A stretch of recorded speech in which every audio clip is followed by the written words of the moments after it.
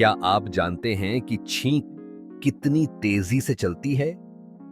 वैज्ञानिक दृष्टिकोण से छींक की गति लगभग 100 मील प्रति घंटा होती है। छींक के दौरान नाक और मुंह से हजारों सूक्ष्म बूंदें निकलती हैं। ये बूंदें हवा में फैलती हैं और इन्फेक्शन का एक कारण बन सकती हैं।